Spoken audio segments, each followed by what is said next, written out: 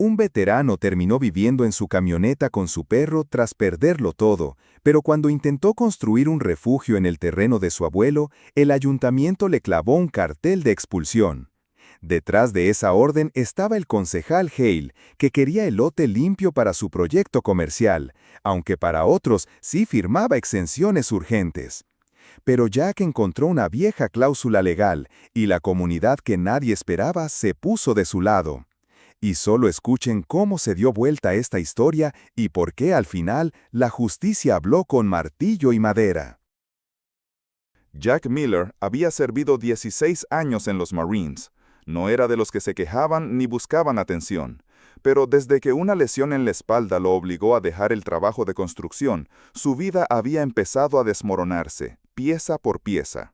El seguro no cubría lo suficiente, el alquiler subió sin previo aviso y, cuando finalmente se quedó sin techo, descubrió que el albergue del condado no aceptaba animales. Scout, su perro mestizo de mirada noble, era lo único que no estaba dispuesto a abandonar. Así que Jack hizo de su vieja camioneta Ford su nuevo hogar. Un colchón detrás, un termo de café y Scout durmiendo acurrucado sobre una marta militar. No era cómodo, no era justo, pero era lo que había.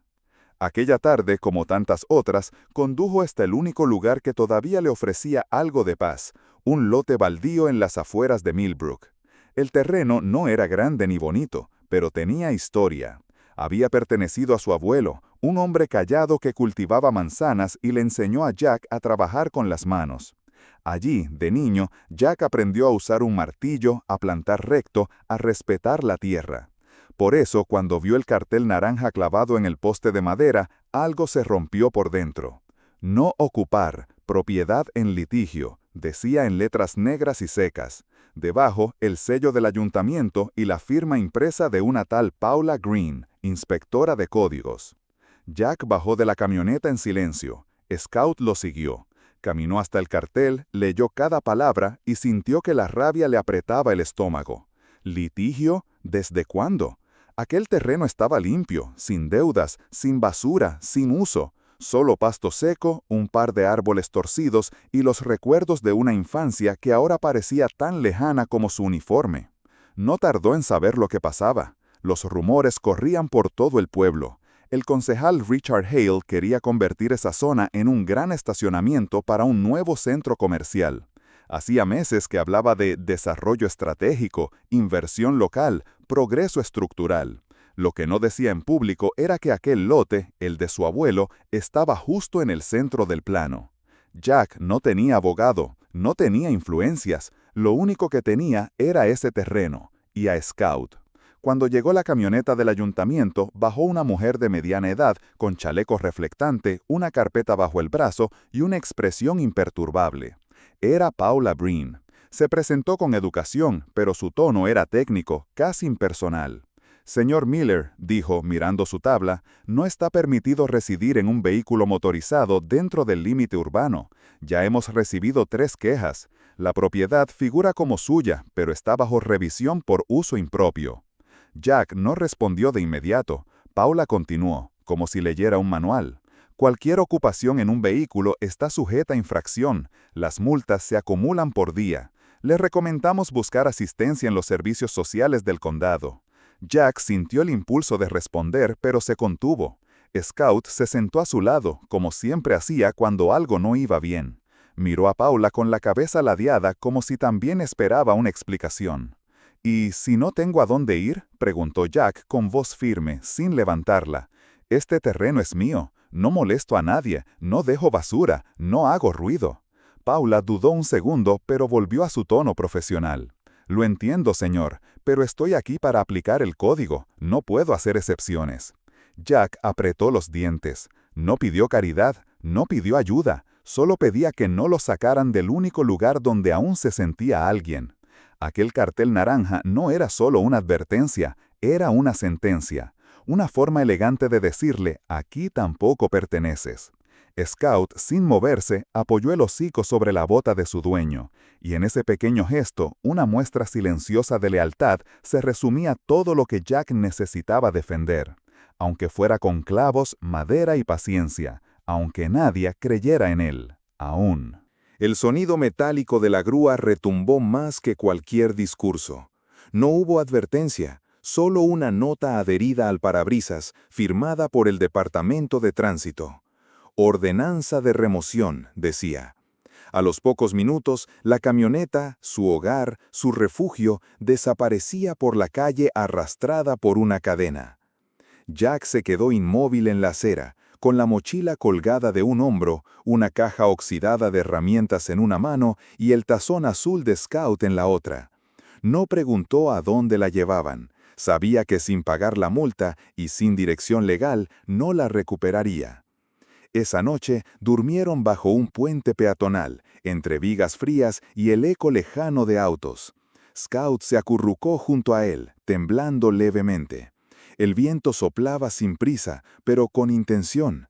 Cada ráfaga parecía decirle, aquí tampoco puedes quedarte. A la mañana siguiente, con el cuerpo entumecido y los dedos torpes por el frío, Jack caminó hasta el lote. Cada paso era un acto de voluntad.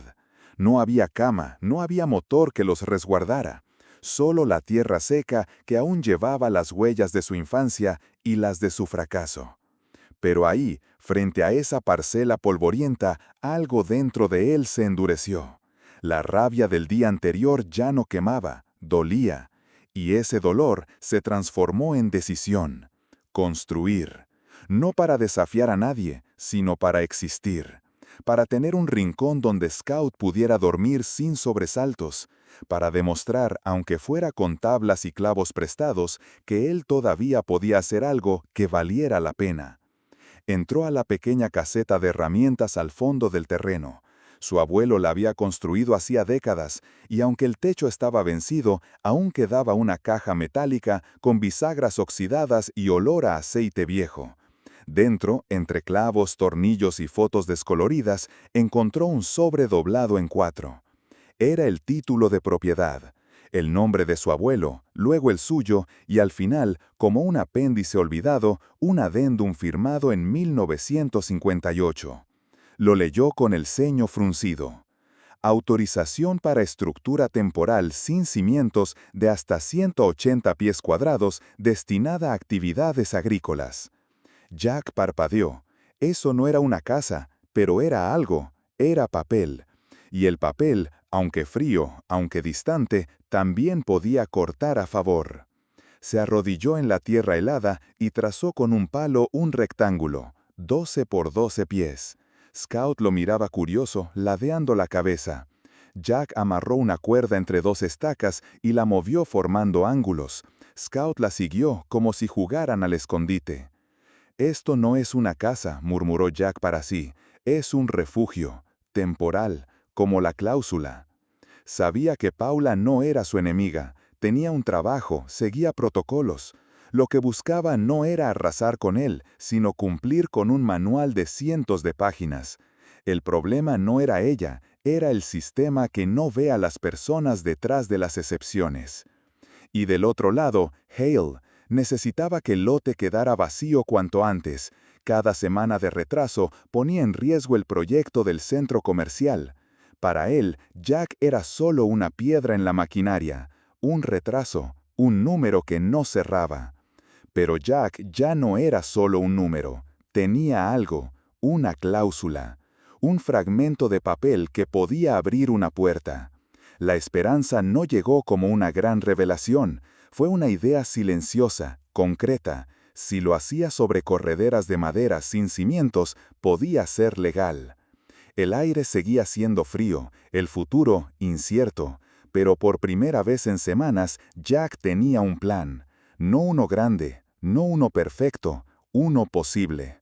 Scout movió la cola y se tumbó justo en el centro del rectángulo, como si entendiera, aquí vamos a quedarnos, aunque sea temporal, aunque sea pequeño, aunque sea papel. Con la cláusula de 1958 doblada en el bolsillo trasero, Jack recorrió a pie la ruta 14 hasta el aserradero. Llevaba los hombros cargados de frío, pero el paso firme. Entró al almacén con la misma actitud que tenía cuando levantaba muros para otros, sin pedir, pero con la intención de trabajar. El encargado, un joven distraído, apenas lo miró. pero desde el fondo apareció una voz conocida. ¿Miller? ¿Jack Miller? Era Ethan Price, profesor de carpintería de la escuela local. Tenía las manos manchadas de barniz y los ojos llenos de sorpresa. Usted reparó mi porche hace años, antes de su lesión. Jack asintió. Ethan no preguntó más. Señaló una pila de tablones semiusados. Llévese lo que le sirva, y si puede, pásese mañana por el taller. Tengo alumnos que deberían ver cómo se trabaja de verdad. Jack argó los tablones en un carrito viejo y regresó al lote.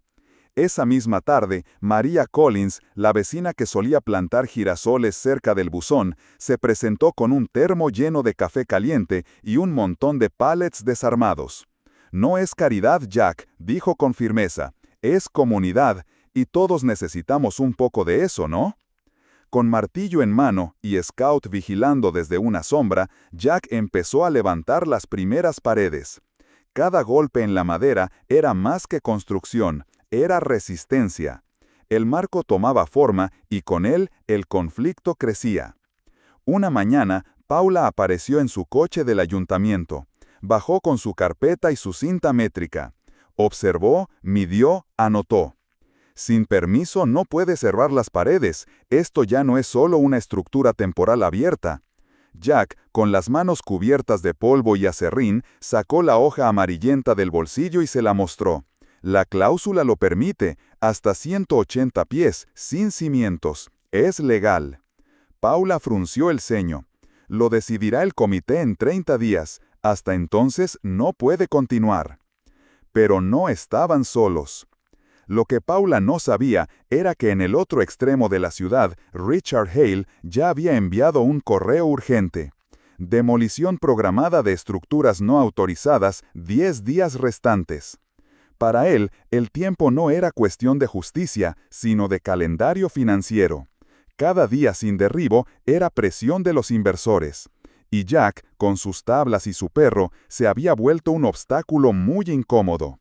La noche siguiente, el cielo se quebró. Las nubes se cerraron como una tapa sobre el pueblo y una tormenta de otoño barrió las calles. El viento azotó los postes de luz. Uno de ellos se inclinó y a lo lejos un transformador explotó con un destello azul.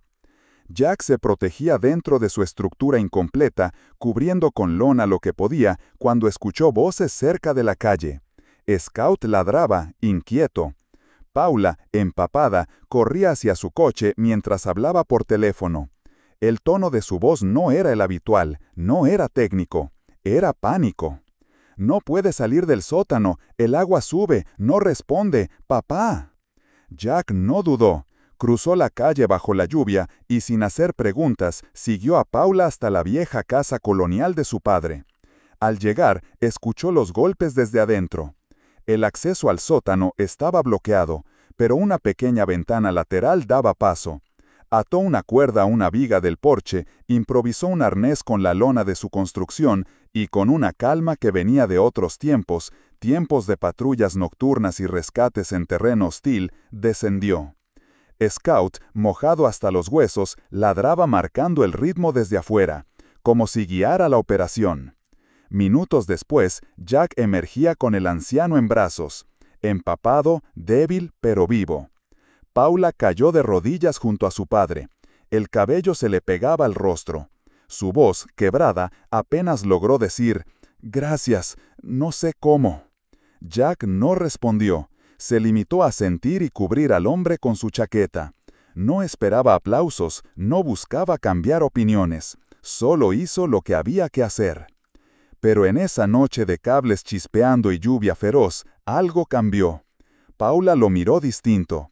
No como a un infractor o un nombre en un formulario, sino como a un hombre capaz de salvar a otro sin pedir nada a cambio.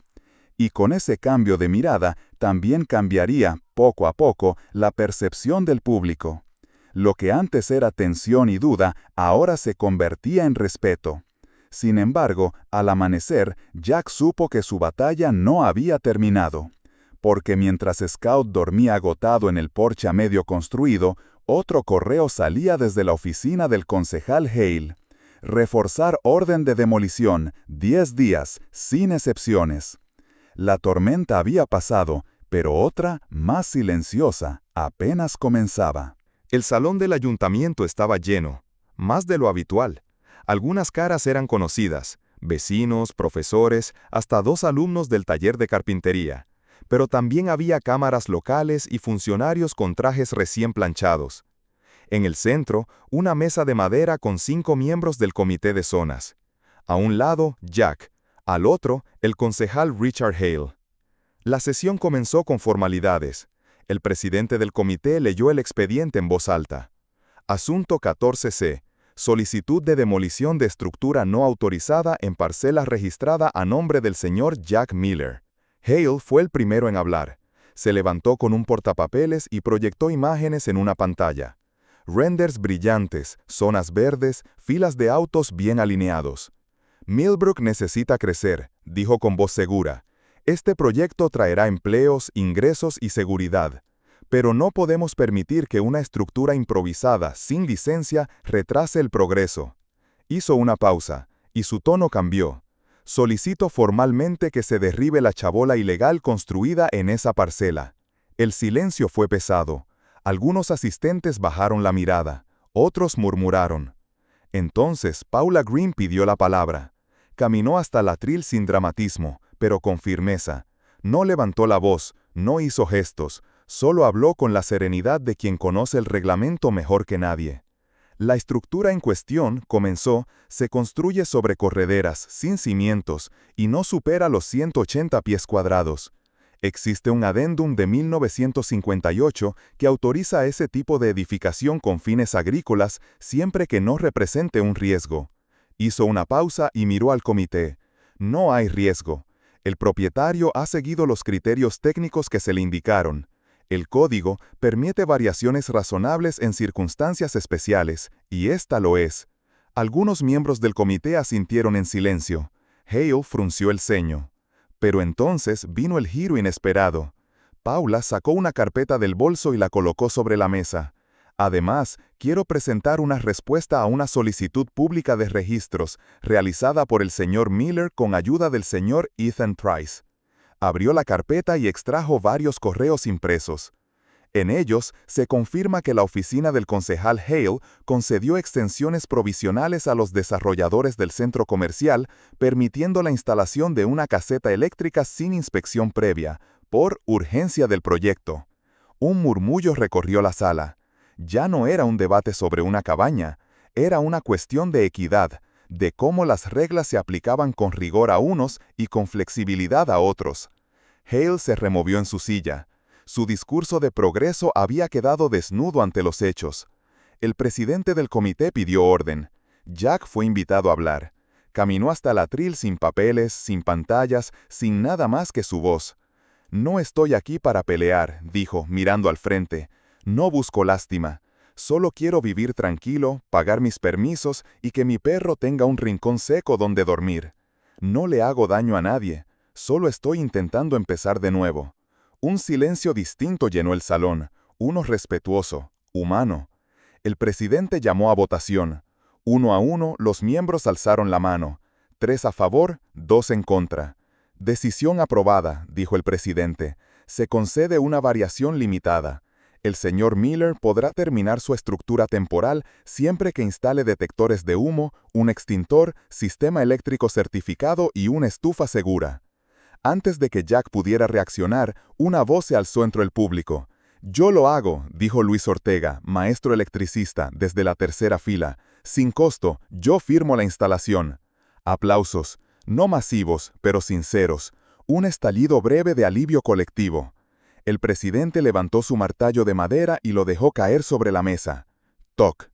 No sonó fuerte, no hizo eco. Pero ese golpe seco tuvo más peso que cualquier render, cualquier promesa, cualquier norma vacía. Porque en ese instante, lo que se aprobó no fue solo una estructura, fue la dignidad de un hombre, fue el reconocimiento de que, a veces, la ley debe servir a la justicia, y que construir hogar no siempre empieza con cemento, sino con respeto. Durante 7 días, el lote que una vez estuvo abandonado se convirtió en algo vivo.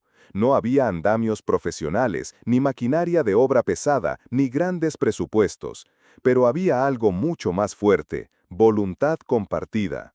Los alumnos del taller de Ethan llegaban después de clase con sus mochilas aún puestas.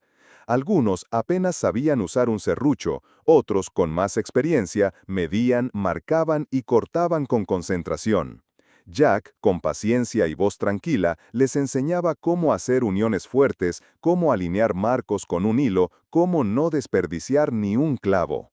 No se trata de hacerlo perfecto, decía, se trata de hacerlo con sentido. María Collins se instaló con una mesa plegable, 2 brochas gruesas y una cubeta de pintura color madera natural. Canturreaba mientras aplicaba el barniz a los tablones, con el delantal manchado y el cabello recogido con una pinza. A veces traía café caliente, otras simplemente sonreía y decía: uno más que ayuda es uno menos que mira de lejos. Luis Ortega, el electricista, llegó con sus herramientas en una bolsa de lona gastada. No pidió nada a cambio. Instaló un pequeño panel solar, un disyuntor bien protegido y conectó una lámpara que colgaba justo sobre la puerta. No es lujo, dijo, es dignidad con interruptor. Paula apareció al tercer día. Ya no llevaba el chaleco del ayuntamiento ni la carpeta rígida, vestía jeans, una camisa sencilla y una sonrisa nueva más liviana. Si colocas la estufa aquí y dejas esta ventilación libre, cumple, le dijo, señalando el rincón más protegido de la estructura. Traía manuales bajo el brazo, los dejó en una caja de plástico cerca de la entrada. Por si alguien más necesita aprender cómo hacerlo bien, sin miedo. Jack no decía mucho, observaba, ayudaba, agradecía con gestos y miradas. Clavó la última tabla del pequeño porche al atardecer del 7º día. El cielo, teñido de naranja suave, parecía pintar de esperanza las paredes de madera recién barnizadas. Antes de guardar el martillo, se agachó frente a la entrada y atornilló una placa de madera que había tallado a mano. Foxhole, decía. Una palabra sencilla, pero llena de sentido para él. En su tiempo en servicio, un foxhole era ese hoyo improvisado donde un soldado se refugiaba en medio del caos. No era cómodo, no era bonito, pero era un lugar donde uno podía resistir, donde uno podía vivir. Scout, siempre atento, dio 2 vueltas sobre la alfombra junto a la ventana y se acurrucó, mirando hacia el viejo manzano que aún resistía en la esquina del lote. Jack se quedó de pie un momento, contemplando. El olor a cedro y café nuevo llenaba el aire. El triunfo no llegó con aplausos ni titulares, no hubo cintas que cortar ni discursos ante cámaras. Fue algo mucho más íntimo, el sonido de una llave girando en una cerradura que él mismo había instalado. El clic metálico no cerraba solo una puerta, cerraba un ciclo. Mientras tanto, en los pasillos del ayuntamiento, la figura de Richard Hale se diluía en silencio. Las investigaciones por conflictos de interés y uso desigual de excepciones administrativas lo alejaron poco a poco del foco público. No salió como un villano clásico, sino como un ejemplo de cómo el concepto de progreso puede deformarse cuando se olvida para quién se supone que debe construirse. Paula, por su parte, solicitó el traslado al área de capacitación. Ahora enseña a jóvenes inspectores a entender no solo la letra del reglamento, sino también su espíritu. El código no está para expulsar, les decía, está para proteger, y hay que saber cuándo aplicar una regla y cuándo escuchar una historia. Jack, sin quererlo, se convirtió en símbolo, pero no buscaba serlo, lo que buscaba era utilidad. Por eso, con la ayuda de Ethan, registró una pequeña iniciativa local, Foxhole Works. No era una empresa, no era una ONG, era un taller abierto para veteranos y no solo veteranos que vivían con sus perros, que habían perdido su lugar en el mundo y que necesitaban empezar desde algo tan básico como 4 paredes seguras. Cada sábado alguien nuevo llegaba con un perro y una historia distinta. Algunos traían solo una mochila y una idea, otros solo silencio, pero todos encontraban herramientas, planos simples, café caliente y a Jack, con sus manos aún marcadas por la madera y el tiempo, dispuesto a enseñar. No hacía falta que dijera mucho, la casa hablaba por él. La inspiración final para quienes veían esta historia no venía de grandes frases ni de actos heroicos con focos encima. Venía de una imagen sencilla, poderosa y verdadera. Un hombre que fue rechazado, sentado dentro de un hogar que él mismo levantó, con un perro roncando tranquilo a sus pies, con luz encendida no por lujo, sino por derecho, y con la puerta abierta como quien sabe que ahora sí pertenece. Esa noche, cuando Jack apagó la lámpara, no hubo ruido, solo el crujido de la madera, el viento leve colándose por la rendija de ventilación y la respiración pausada de Scout. Y en ese silencio, el público sentía lo mismo que él, que la justicia, cuando se construye con tornillos y convicción, vale más que cualquier amenaza en papel. Y que a veces, para volver a ser parte del mundo, no hace falta permiso de nadie. Hace falta valor para construir, tabla a tabla, el lugar donde uno pueda al fin abrir la puerta y decir, estamos en casa.